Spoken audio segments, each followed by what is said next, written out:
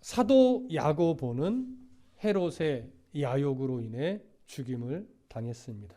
그의 야욕은 베드로까지 잡아오게 가두고 무교절이 끝남과 동시에 수많은 예루살렘에 모여든 사람들 앞에서, 유대인들 앞에서 그를 공개적으로 처형하여 자기의 지지도를 높이려고 했습니다. 그래서 지금 현재 무교절 기간 동안 옥에 갇혀 있는 중이지요. 이렇게 옥에 갇힌 베드로를 위해서 예루살렘 교회 성도들은 정말 열심으로 하나님 앞에 기도했습니다.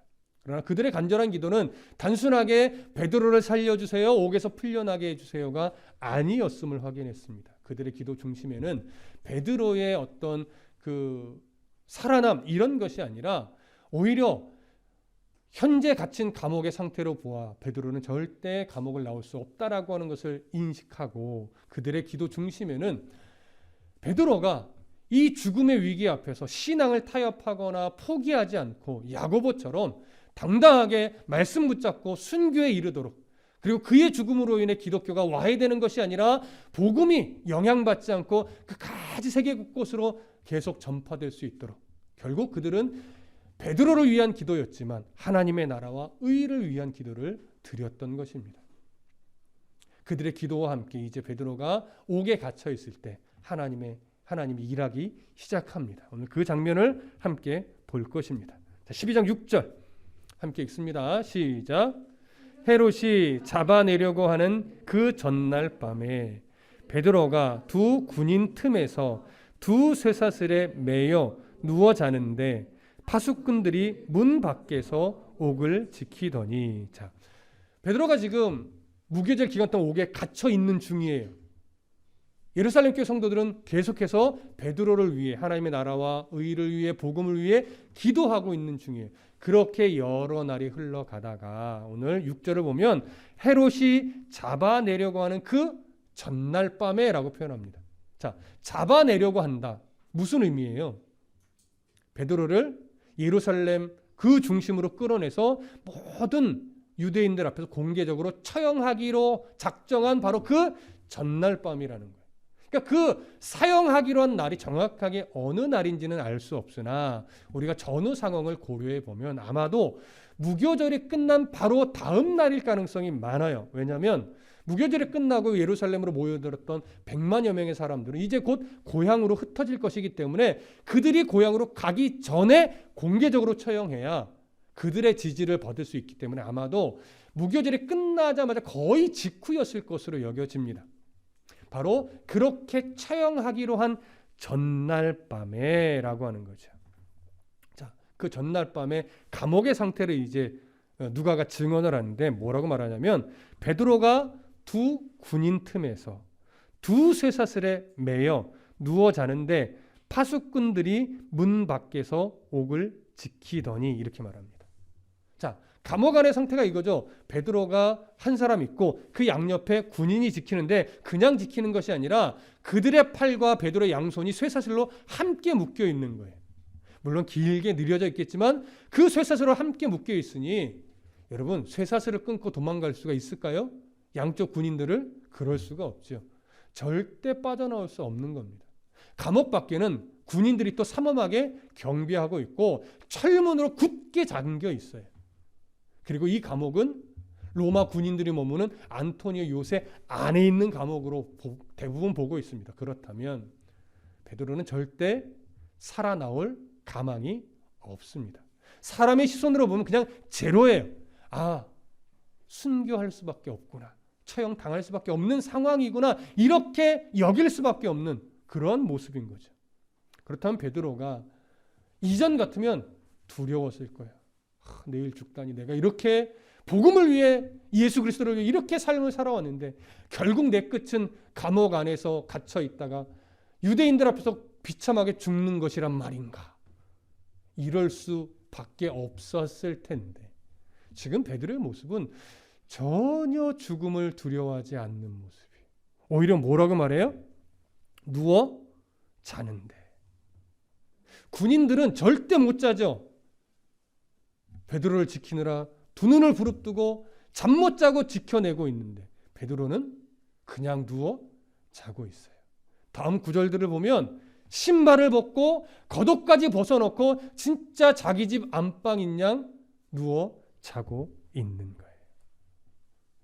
내일이 사형날이기 때문에 군인들은 더 긴장하고 지키고 있습니다. 그런데 베드로는 너무나 편안하게 자고 있습니다.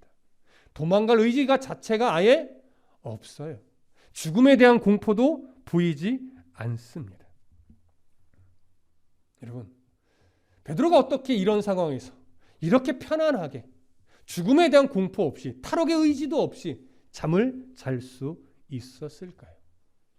그냥 삶을 포기하고 될 대로 되라는 식의 자포자기 심정이었을까요?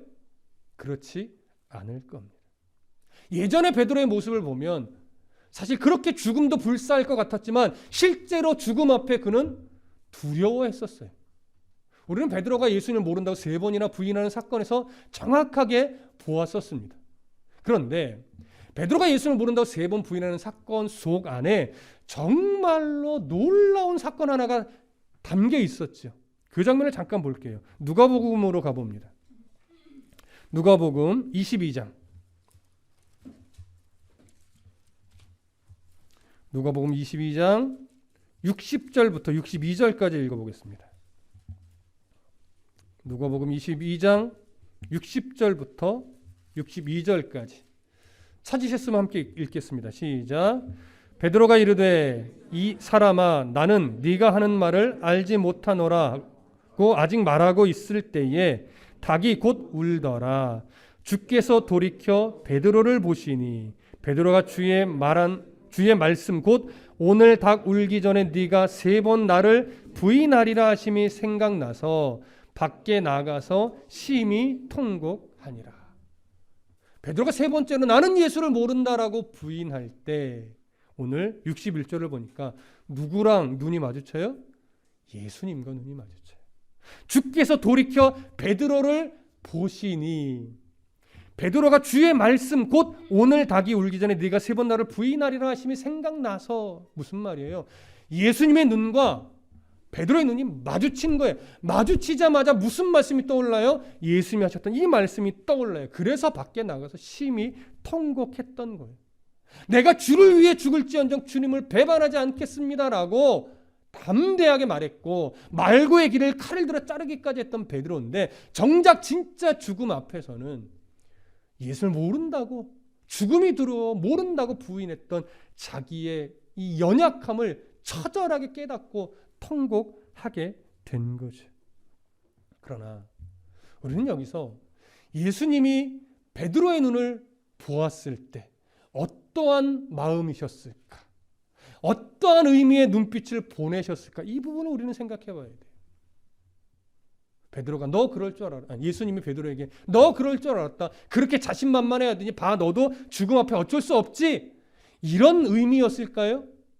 아니요. 우리 예수님은 그런 눈빛을 보내시는 분이 아니죠. 오히려 거 봐. 사람은 이렇게 연약한 거야. 그의 연약함, 그의 이 두려움을 예수님이 공감해 주시는 거예요. 알아주시는 거예요.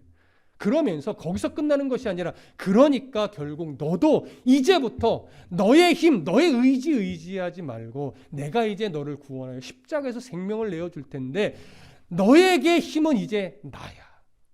나를 의지하고 나를 신뢰함으로 내가 너의 삶을 이끌어 갈 테니 이제 네가 실패하여 넘어진 그 자리에서 다시 나를 의지하고 일어나서 이제 너를 의지하는 삶이 아니라 예수 그리스도의 십자가 그 은혜를 의지하는 삶을 네가 살아가라 라고 하며 응원하는 눈빛을 예수님은 보내주셨을 겁니다. 베드로가 밖으로 나가 통곡하며 울고 다시금 그가 하나님 손에 붙들려 인생이 다듬어질 때 비로소 이러한 예수의 마음을 조금씩 선명하게 알아가게 됐을 겁니다. 그러면서 자신의 연약함을 이제 하나님 앞에 솔직하게 고백하면서 옛 성품이 깨지기 시작했을 것이고 그 이후부터 이제 주님만 바라보며 살아내는 삶을 비로소 살기 시작했을 겁니다.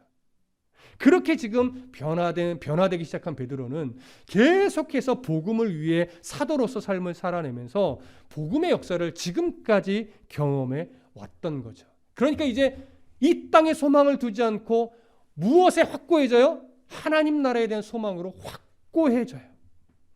그렇게 단번에 훈련된 신앙이 아니라 과정이 있었고 여정이 있었고 넘어졌다 일어나는 이런 시간들이 채워지다 보니까 베드로도 신앙의 실력이 뭐예요? 쌓여지죠. 그 신앙의 실력이 지금 감옥 안에서 성령의 도우심과 함께 어우러지니까 내일 죽는 날인데 죽음이 두렵지 않은 거예요. 굳이 감옥에서 막 풀려나려고 하나님 도대체 왜 이러세요? 내가 뭘 잘못했나요? 내가 왜 내일 죽어야 돼요? 나 예수를 위해서 일한 지 얼마 되지도 않았는데 이런 식의 어깃장을 하나님 앞에 부리지 않은 거예요. 생과 사는 하나님의 몫이라는 걸 분명하게 알고 있었기 때문에 그는 내일 죽는다 하더라도 오늘 감옥 안에서 하나님의 자녀로 편안하게 잠을 잘 수 있는 이런 용기가 용기를 낼 수 있었던 것이죠. 정말 인생의 모든 여정을 주님께 맡긴 상태였음을 우리는 알 수 있습니다. 여러분, 이런 신앙의 실력까지 되기가 참 어렵죠. 저도 자신이 없습니다. 그러나 하나님은 우리를 포기하지 않고 이런 신앙의 실력이 될 수 있도록 분명히 우리 한 사람 한 사람 각자의 삶의 여정에 따라 다듬어 내실 것이 분명합니다. 오늘도 이 말씀 교훈 삼아서 하나님, 나도 베드로처럼 잘 꺾이고 잘 실패해서 다시 예수 그리스도 그 십자가 은혜로 일어나서 하나님 나라의 소망을 가지고 살아가는 인생이 되게 도와주십시오. 이런 은혜가 있기를 소망합니다. 자, 7절 보시죠. 12장 7절 함께 읽습니다. 시작. 호련히 주의 사자가 나타나매 옥중에 광채가 빛나며 또 베드로의 옆구리를 쳐 깨워 이르되 급히 일어나라 하니 쇠사슬이 그 손에서 벗어지더라. 자, 베드로가 깊이 잠이 들었을 그때에 호련히 주의 천사가 감옥 안에 임하죠.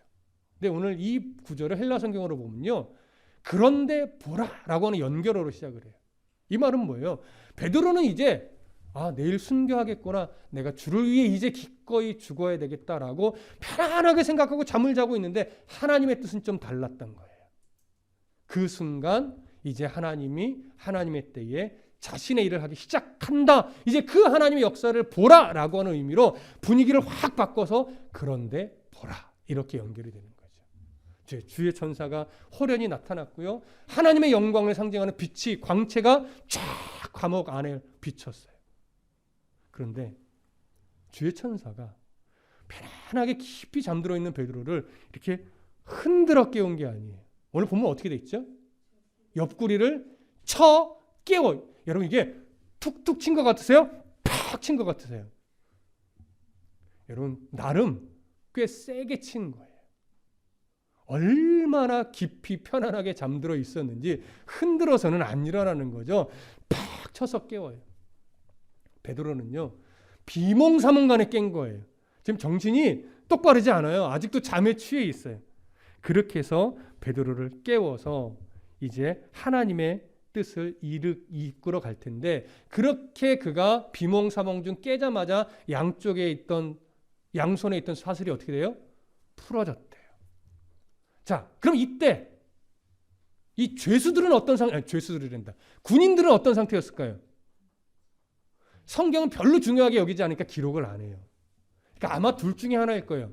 그 순간 하나님이 두 군인들을 깊이 잠에 빠지게 했든지, 아니면 진짜 눈과 귀를 아예 가리셨든지.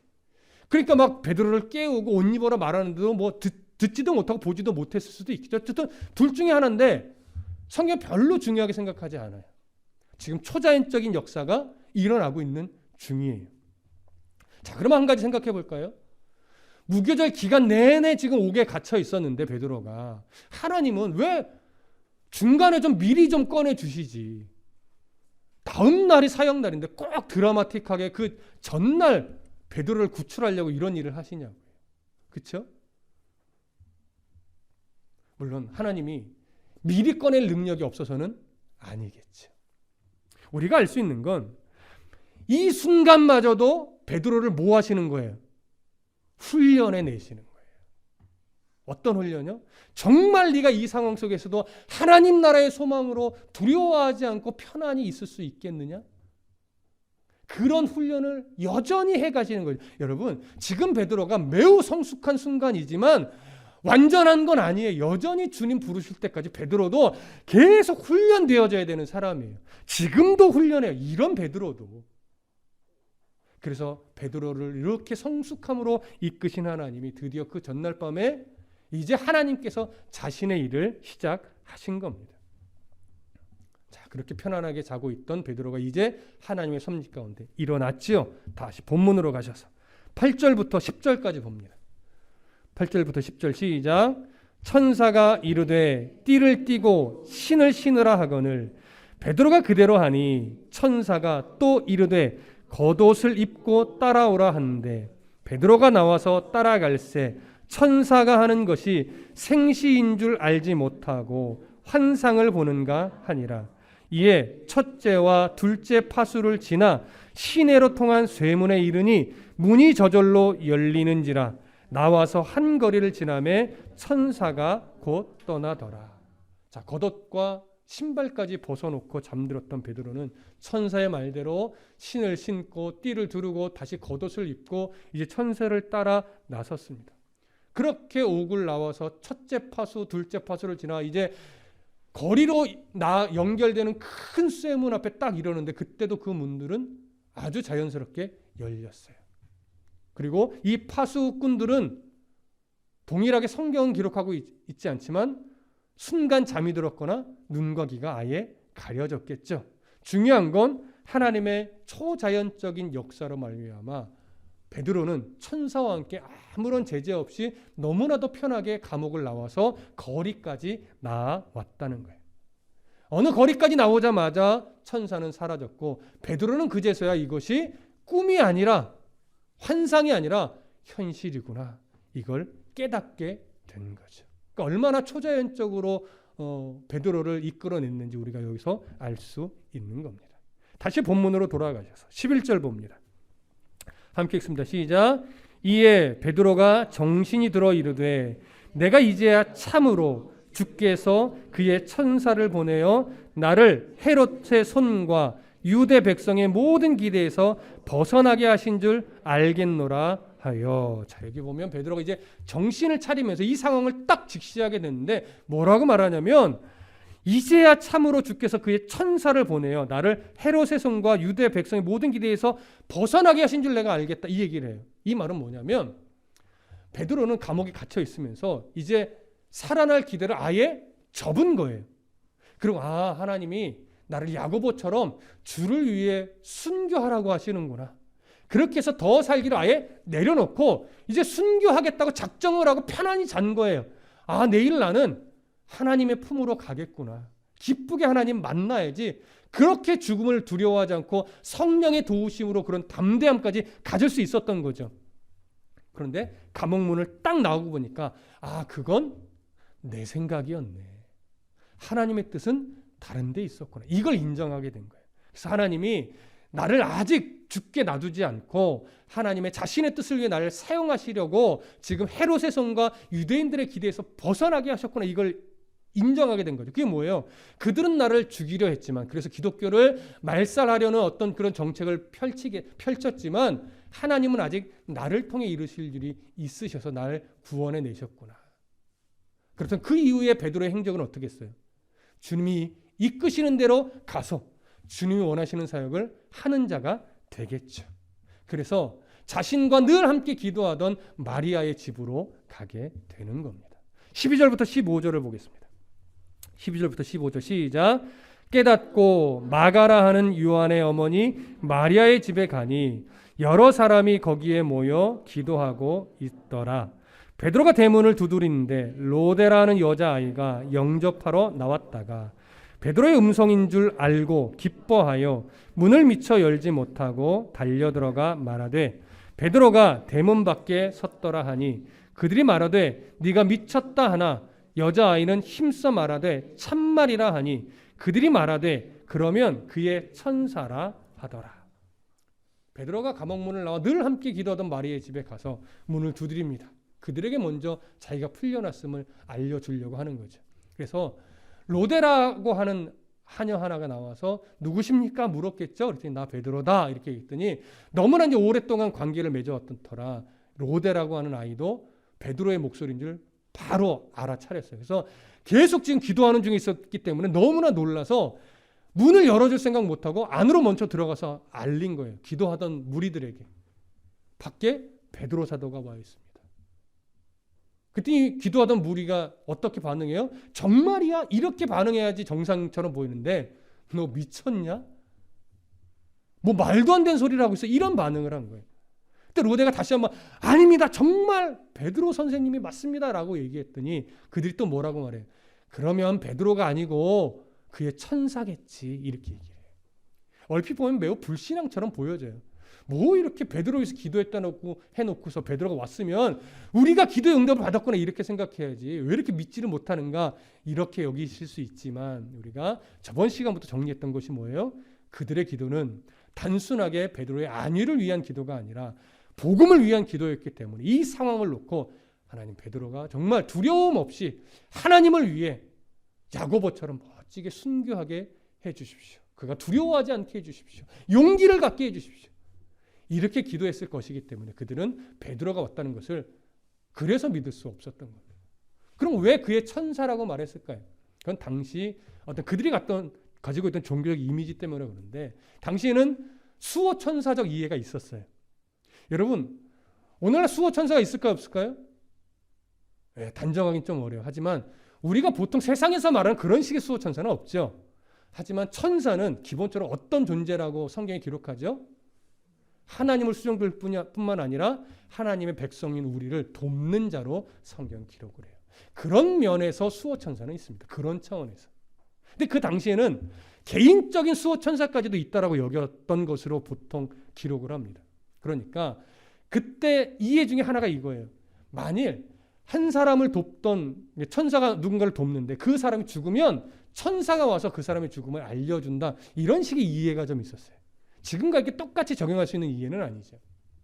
그러다 보니까 그들은 이 얘기를 딱 들었을 때 베드로가 벌써 순교했구나. 그래서 천사가 알려주러 왔구나. 이렇게 여겼을 가능성이 있습니다.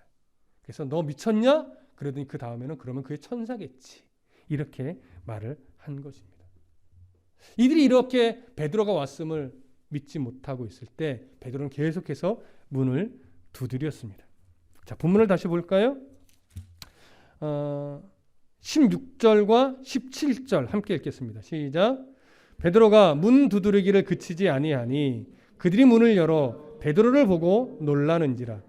베드로가 그들에게 손짓하여 조용하게 하고 주께서 자기를 이끌어 옥에서 나오게 하던 일을 말하고 또 야고보와 형제들에게 이 말을 전하라 하고 떠나 다른 곳으로 가니라. 자, 성도들이 문을 여니까 정말 베드로가 눈앞에 있어서 너무나 놀랐죠. 베드로는 그들을 조용히 시키고 자기가 어떻게 감옥에서 나오게 되었는지 이것을 말하고 나서 야고보와 형제들에게 전해줘라. 왜냐하면 이거 다른 또 교회 공동체들이 있으니까 그들에게 알려주고 이제 예루살렘 교회의 지도자 위치에서 역할을 감당해야 될 야고보, 그러니까 순교한 사도 야고보가 아니라 예수님의 형제 야고보를 말하는 겁니다. 그 야고보에게 이 사실을 알려줘라. 이 얘기를 하고 베드로는 떠나 다른 곳으로 가니라 이렇게 말합니다. 이 다른 곳이 어딘지는 알 수 없습니다. 다만 하나님은 이때를 기점으로 베드로를 하나님이 원하시는 곳으로 인도하시고 그곳에서 하나님이 원하시는 일을 하게 하면서 사도행전에서는 이제 슬며시 가리우세요. 베드로에 대한 기록이 없습니다. 다만 사도행전 15장에서 예루살렘 공회가 있을 때 잠깐 등장하고 나서 그 어디에도 사도행전에서는 베드로의 기록을 찾을 수가 없습니다. 그러면서 이제 12장 25절부터 베드로가 좀 중심이 됐던 기록이 누구에게로 넘어가요? 이제 사도 바울에게로 그 초점이 넘어가서 이후로는 바울에 대한 기록으로 이제 계속 되어집니다. 그러면 베드로의 삶은 이제 의미 없다는 걸까요? 그렇지 않지요. 베드로의 삶이 이제 중요하지 않다는 것이 아니라 베드로는 이제 본격적으로 정말 하나님이 원하시는 깊은 삶으로 들어간 것이고 하나님은 베드로에 대한 기록에 있어서만큼은 여기까지로 족하게 여기신 거예요. 그래서 하나님이 원하실 때는 높여서 드러내어 사용하시다가 또 하나님이 자기의 뜻을 위해서는 때로는 가려두신 다음에 사용하시는 경우도 있다라고 하는 것이죠. 그래서 이 정도까지만으로 베드로에 대한 기록은 충분하다라고 여기셨기에 이제 사도행전의 기록에서는 이제 베드로가 가려지고 사라지는 겁니다. 자, 다시 본문으로 가셔서 마지막 18절 19절 함께 읽겠습니다. 사도행전 12장 18절 19절 시작. 날이 새매 군인들은 베드로가 어떻게 되었는지 알지 못하여 적지 않게 소동하니 헤롯이 그를 찾아도 보지 못하매 파수꾼들을 신문하고 죽이라 명하니라. 헤롯이 유대를 떠나 가이사라로 내려가서 머무니라. 자, 헤롯은 결국 자기가 계획했던 일을 성공하지 못했습니다. 그리고 분한 마음을 가지고 그를 지키던 군인들을 신문하고 죽이라 명하고 가이사라로 갔지요. 가이사라로 간 이유는 이제 다음 시간에 우리가 살펴보게 될 것이고요. 왜 그들을 경비하던 군인을 신문하고 죽이게 했을까요? 당시의 로마의 문화는요, 죄수를 지키던 군인이 그 죄수를 지키지 못하고 놓치면 그 죄수가 받을 벌을 지키던 군인이 대신 받게 되어 있었어요. 그래서 이 군인들을 죽였다라고 하는 건 어떤 의미냐면 사도 이 베드로를 죽이려고 했다는 의미와 똑같은 거예요. 그래서 죽인 거예요. 처형하기로 작정했었기 때문에 그럼 네가 대신 죽어야 된다 이렇게 된 거죠. 그래서 로마 군인들은요 절대 죄수를 경비할 때 졸지 않습니다. 허투루 경비하지 않습니다. 왜냐하면 놓치고 잘못하면 그 죄수가 받을 벌을 자기가 받게 되기 때문에 그래서 로마 군인의 이 군기가 엄청 강했던 거예요. 그렇게 이들이 경비를 소홀히 했기 때문에 이렇다 이렇게 절대 보셔서는 안 돼요. 이들은 정말로 최선을 다해서 경비했는데 하나님의 역사는 아무리 파수꾼의 경성함이 있어도 허사가 되게 만드시는 역사라고 하는 거예요. 여기서도 우리가 다시 한번 보게 되는 것이죠. 그러면 이제 당연히 이 장면에서 종종 나오는 질문들이 있어요. 여러분들도 어쩌면 마음속에 이런 생각을 하셨을 것 같은데 길지 않은 시간 안에 그 짧은 시간 안에 하나님이 야고보 사도는 그냥 죽게 놔두셨어요. 근데 바로 얼마 지나지 않아서 베드로는 똑같은 이유로 갇혔는데 베드로는 죽지 않게 역사하셔서 살려내셨어요. 여러분 왜 야고보 사도는 죽게 놔두시고 베드로 사도는 왜 죽지 않고 살려내신 걸까요? 기본적으로 이런 질문이 왜 나오시는지 아십니까? 이 질문은 야고보 사도의 죽음을 마치 제 명을 다하지 못하고 죽은 불행한 죽음처럼 여기기 때문에 나오는 질문이에요. 우리의 시선에서는 야고보 사도가 너무 일찍 죽었어요. 더 사역을 감당하고 조금 더 주를 위해 헌신하다가 멋지게 죽음을 맞이할 수도 있었을 텐데 이렇게 갑작스럽게 헤롯의 어떤 야욕 때문에 갑자기 붙잡혀서 갑자기 죽어버린 거예요. 너무나 불쌍해 보이고 너무나 안타까워 보여요. 근데 그건 우리의 시선이에요. 여러분 잘 들으십시오. 적용하기는 참 어려운 말이지만 우리가 예수 그리스도의 백성이 된 이상 어떤 성도도 어떤 사람도 불행한 죽음은 여러분 없습니다. 다만 사람이 볼 때 불행해 보일 뿐이고 사람이 볼 때 불행하게 여기게 되는 것이지 하나님의 시선에서는요 어떤 한 영혼도 잃어버리거나 놓치시거나 실수로라도 떨어뜨리시는 하나님이 아니기 때문에 그 어떤 죽음도 불행한 죽음이 없고 그 어떤 사건 사고도 불행한 사건 사고가 있는 것이 아니에요. 다만 하나님의 역사와 하나님의 뜻을 이루기 위해 사람이 헤아릴 수 없는 그 그러니까 사람이 헤아릴 수 없는 영역에서 그러한 사람의 실수와 그러한 사람의 연약함과 그러한 사람 살아가는 생활 속에서 일어나는 모든 이 희노애락을 하나님께서 사용하시는 거예요. 여러분 오해하지 마십시오. 하나님이 죽이셨다, 하나님이 아프게 하셨다, 하나님이 때리셨다 이런 차원의 문제는 아니에요. 하나님이 때로는 연단을 위해 치시는 경우도 있지만 보편적으로 세상이 악해서 사람이 어리석어서 사람이 연약해서 만나는 일들이 더 많아요. 하지만 하나님은, 전능하신 하나님은요, 우리의 연약함마저도, 우리의 실수마저도 하나님은 사용하셔서 자신의 뜻을 뭐 하시는 분이에요? 이루시는 분이에요. 여러분, 이걸 인정하는 게 뭐냐면 전능하신 하나님을 인정하는 거예요. 이게 쉽느냐? 결코 쉬운 일이 아닙니다. 여러분, 한 사람의 인생 속에 일어나는 불행한 일은요, 겪어보지 않고서는 함부로 말할 수가 없기 때문에 그래요. 그 불행한 현실 속에서 우리가 뭐라고 위로를 하며 무슨 말을 하겠어요? 여러분, 정답을 몰라서가 아니에요. 여러분, 이 하나님의 시선으로 보면 우리는 어떤 상황 형편도 불행하게 여길 이유가 없고 안타까워할 이유가 없어요. 하지만 그걸 말로 표현할 수는 없어요. 왜? 그건 우리가 그걸 알게 만드는 것이 아니라 스스로가 하나님의 만지심과 인도하심 속에서 스스로 깨달아 알아가야 될 영역이기 때문에. 그래서 우리는 성경은 이렇게 말하죠. 우는 자에게 위로하라고 하지 않고 우는 자와 함께 그냥 옆에서 울어주라고 하는 거예요. 그것 때문에 그래요. 네가 바꾸는 게 아니야. 네가 깨닫게 해주는 것이 아니야. 내가 결국은 그 인생을 섭리하고 다듬고 끌어내서 깨닫게 내가 만들 거야. 너는 그저 옆에서 함께 있어주고 옆에서 함께 울어주고 때로는 함께 응원해주고 그거면 충분해. 성경이 그렇게 말하는 거예요. 우리는 야고보 사도의 죽음을 안타까운 죽음으로 보지만 하나님은 그에게 원하시는 삶이 거기까지 없고 그의 죽음마저도 하나님의 나라와 의를 위해 하나님 기쁘게 사용해 내신 거예요. 그러니까 보십시오.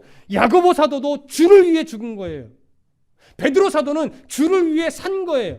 둘 다 똑같은 공통점이 뭐냐? 살아도 주를 위해, 죽어도 주를 위해. 그들의 죽음과 그들의 살아남은 하나님의 나라와 의를 드러내는 도구였을 뿐이에요. 여러분, 이걸 온 마음으로 인정해내기까지 얼마나 힘든 과정을 거칠 수밖에 없었겠습니까? 우리들의 인생도 마찬가지입니다. 짧은 우리의 안목으로는 지금 내게 일어난 상황들이 절대 이해가 안 돼요. 될 수가 없어요. 사람의 시선으로도 그걸 판단하거나 평가할 수도 없어요. 하지만 하나님이 한 인생을 정말로 함께 간섭하고 그 마음에 좌정하셔서 끌어갈 때 그건 충분한 시간 속에서 하나님이 다듬어 가시는 거예요. 그래서 이상하게도 기독교 신앙은요, 당시에는 모르는데 시간이 흘러 되돌아보면 알게 되는 경우가 훨씬 더 많아요. 지금은 몰라요. 시간이 흘러야 돼요. 그래서 여러분, 이런 예화가 있어요. 제가 참 예화를 안 하는 사람이지만 예전에 이 부분을 한번 강의할 때도 그 예를 들었었어요. 제가 존경하는 박영선 목사님께서 설교 중에 이런 일을 하나 들었는데, 예전에 아프리카 선교 초기에 이제 외국 선교사님들이 많이 갔잖아요. 우리나라는 아직 선교사를 파송하기 전일 거예요. 근데 아프리카 오지로 미전도 종족으로 막 들어가는데 식인종이 많았던 곳이에요. 근데 이 외국인 선교사 한 분이 식인종에게 딱 붙잡혔어요. 식인종 추장이 기뻐했죠. 야, 오늘은 색다른 고기 맛을 보겠구나. 서양 고기 맛을 보겠네. 그래서 이제 물을 막 끓이고 막 묶어놓고 막 그랬겠죠. 근데 뭐 말이 어떻게 통했는지 모르겠지만 그 선교사님이 추장에게 말한 거죠. 지금 저를 잡아먹으려고 하시는 것 같은데 실수하시는 겁니다. 저는요, 진짜 맛없어요, 제 고기는. 그 추장이 안 믿죠. 말도 안 되는 소리 하지 말아라. 근데 그 분이 그러는 겁니다. 선교사님이. 그러면 제가 제 고기를 일단 좀 잘라 드릴 테니까 맛을 보시고 결정하시라고. 칼을 좀 달라고. 칼을 딱 줬어요. 그래서 칼을 받고 자기 오른쪽 다리 한 부분을 쫙 잘라서 준 거예요. 일단 먹어보시고 결정하시라고. 추장의 맛을 보니까 정말 맛이 없는 거예요. 튀튀튀 뱉은 거예요. 야, 저 서양 고기는 먹을 고기가 못 되는구나. 야, 풀어줘라. 그래서 살아나서 아주 훌륭하게 선교사역을 감당했다는 얘기가 있는데, 이게 무슨 말이냐? 그분이 젊은 시절에 전쟁에서 오른쪽 다리를 잃은 거예요. 오른쪽 다리가 의족인 거죠. 그때는 너무나 그게 원망스러웠고 인생이 완전히 망가진 것 같았고, 하나님 도대체 뭐냐고 수없이 원망하고 죽으려고 하고 막 별의별 짓을 다 하다가 그가 어느 순간 하나님을 만나고 선교사가 되어서 아프리카에 왔는데 그 의족이 자기를 살려낸 거죠. 이건 아주 작은 예예요. 여러분, 이것은 무슨 얘기예요? 사람의 불행은 순간적으로 그 당시엔 내게 불행이고 하나님이 원망스럽고 그럴 수밖에 없지만 우리 하나님은 우리의 전 인생을 보시는 하나님이라는 거예요. 이걸 오해하지 마십시오. 하나님이 이때를 위해서 전쟁에서 다리를 잃게 했다. 이거는 아니에요.